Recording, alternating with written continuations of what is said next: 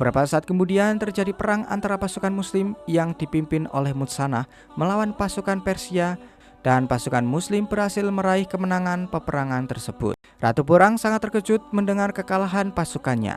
Fairuzan lalu mencoba menghasut Ratu Porang dengan mengatakan jika kekalahan itu disebabkan karena Panglima Rustum tidak turun langsung memimpin peperangan itu. Sementara di Syam, Ubaidah mencoba senjata yang telah dibuat oleh Bani Ghassan untuk menghancurkan benteng Romawi.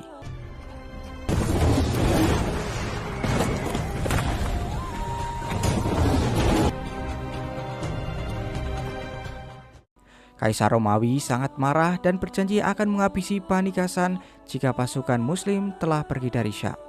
Dia juga memerintahkan untuk menangkap mata-mata Bani Ghassan yang masih berada di sekitar kerajaannya.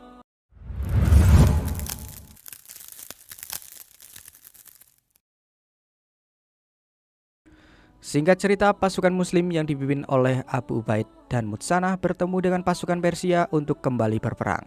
Kedua pasukan dipertemukan di depan sungai yang memisahkan mereka. Persia lalu mencoba melakukan penawaran kepada Muslim terkait siapa yang akan menyeberang sungai dan menyerang terlebih dahulu.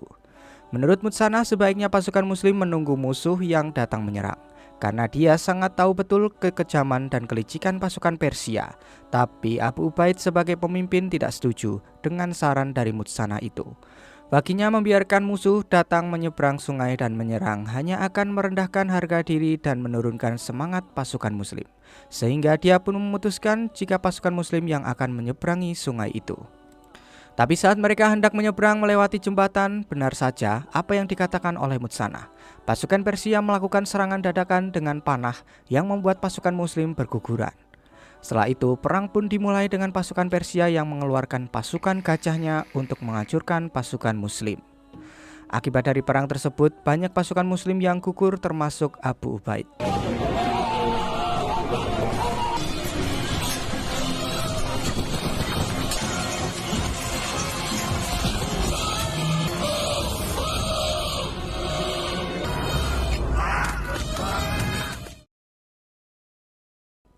Kemenangan pasukan Persia terhadap pasukan Muslim tersebut lantas tak membuat mereka puas. Menurut Fairuzan, kemenangan mereka tak berarti apa-apa karena 6.000 pasukan mereka juga tewas dalam peperangan. Dan itu juga mereka melawan pasukan Muslim yang dalam keadaan terpojok. Dia juga menyesalkan kenapa Komandan Bahman tidak mengejar pasukan Muslim yang sudah terpojok dan justru malah menarik pasukan kembali ke kerajaan. Komandan Bahman lalu menjawab jika itu dia lakukan karena perintah dari Perdana Menteri Rustum. Setelah itu, Fairuzan dan Rustum pun berdebat dan saling menyalahkan. Beralih ke Madinah, seorang pemuda yang akan menikah melaporkan pada Khalifah Umar jika dia dituntut mas kawin yang sangat mahal dari pihak wanita.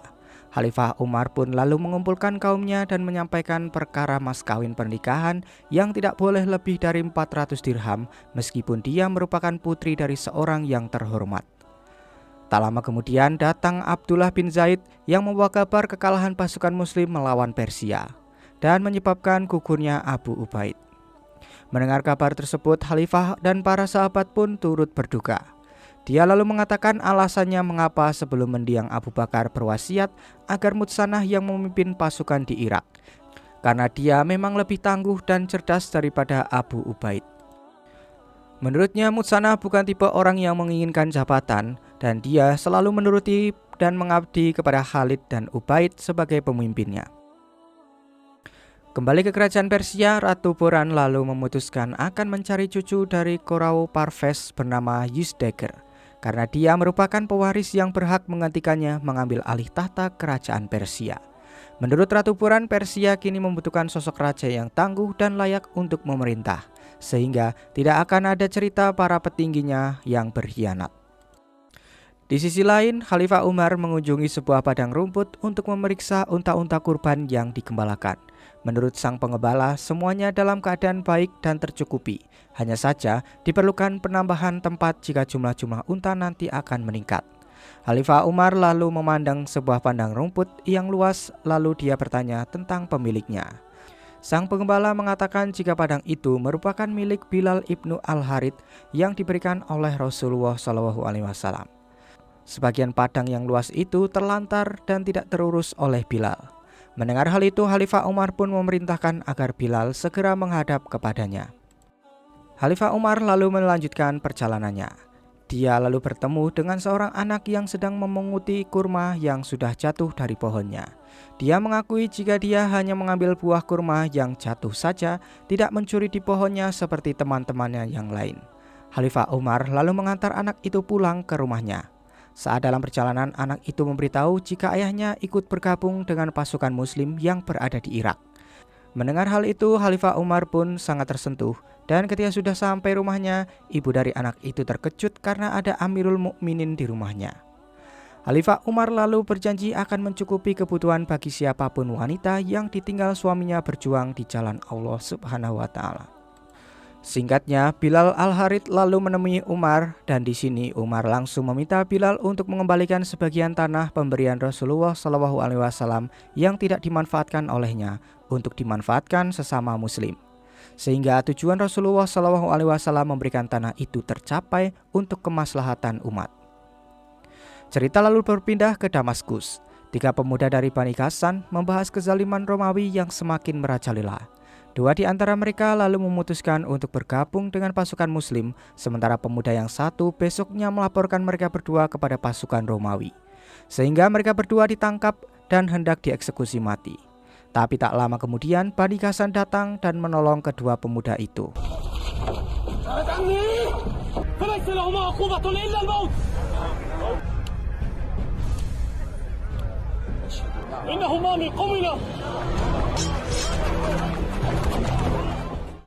Cerita lalu berpindah ke daerah Istakhr yang memperlihatkan seorang pria yang sangat tertarik dengan seorang wanita.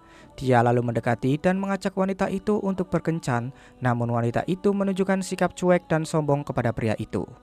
Dia lalu menyuruh ajudannya untuk mengusir pria tersebut. Tapi tak lama kemudian prajurit dari kerajaan datang dan memberi salam hormat kepada pria itu yang ternyata merupakan Yuzdaker, pewaris kerajaan Persia. Yuzdaker lalu ditempatkan menjadi raja Persia yang baru menggantikan Ratu Boran. Di sisi lain, Khalifah Umar lalu menemukan sebuah perkemahan milik wanita dan anak-anaknya. Dia lalu mendekati dan menanyakan kepada wanita itu apa yang sedang ia masak. Wanita itu lalu menjawab jika dia sedang memasak batu untuk menghibur anak-anaknya yang sedang kelaparan. Dia lalu menyumpahi Khalifah Umar agar diadili oleh Allah Subhanahu wa Ta'ala. Wanita itu tidak mengetahui jika yang diajaknya bicara saat ini adalah Umar bin Khattab sendiri. Mendengar ucapan wanita itu, hati Khalifah Umar menjadi tersentak dan bergegas mengambil sekarung tepung dan membawanya kembali lalu memikulnya sendiri ke perkemahan wanita itu. Sampai di sana, Khalifah Umar langsung memasakkan bubur untuk anak-anak wanita itu.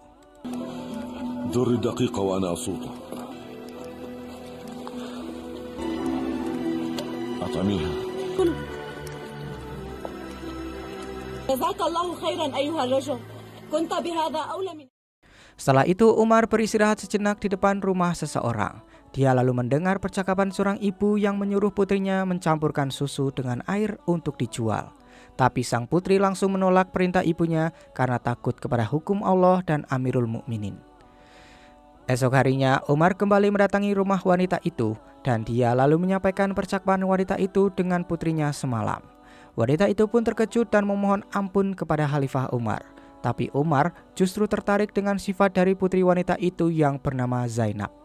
Khalifah Umar lalu melamar Zainab untuk putranya yang bernama Asyim, dan mereka pun saling tertarik satu sama lain. Sementara di kerajaan Persia, Raja Yuzdaker telah mempersunting wanita jutek yang dia inginkan kemarin. Menurut Raja Yuzdaker, sekarang ia bisa melakukan apapun yang dia inginkan. Dan di sisi lain, Khalifah Umar melayani pengaduan dan menyelesaikan masalah-masalah rakyatnya sesuai hukum Islam dan pengetahuannya. Khalifah Umar lalu bertemu dengan Ali bin Abi Thalib. Dia meminta Ali agar bisa menjadi penasihat dan pemberi masukan dalam menyelesaikan masalah dan menentukan keputusannya kepada masyarakat. Khalifah Umar lalu menyampaikan pedoman menyelesaikan masalah yang tidak pernah terjadi di zaman Rasulullah SAW kepada umatnya. Menurutnya, selain berpedoman kepada Al-Quran dan hadis, juga diperlukan pengetahuan yang baik untuk menyelesaikan sebuah masalah. Sementara itu di Syam, Khalid memiliki rencana untuk ke kota Damaskus. Dia mengatakan jika malam hari ini Kaisar Romawi akan mengadakan sebuah pesta untuk merayakan kelahiran anaknya. Sehingga Khalid berencana akan menyusup masuk saat mereka lengah dan mabuk.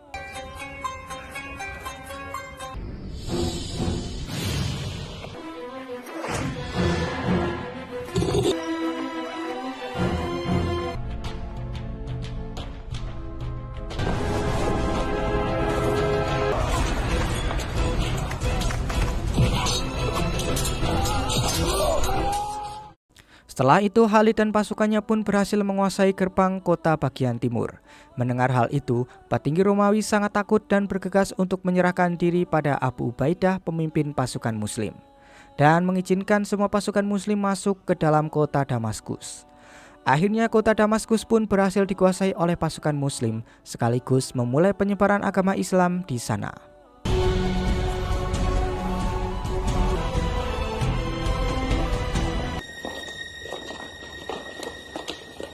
دونك أيها الأمير فاجلس لا يعرض لهم إلا بخير وليس عليهم إلا الجزية تراني أحلم أيها القوم صدق الله ورسوله.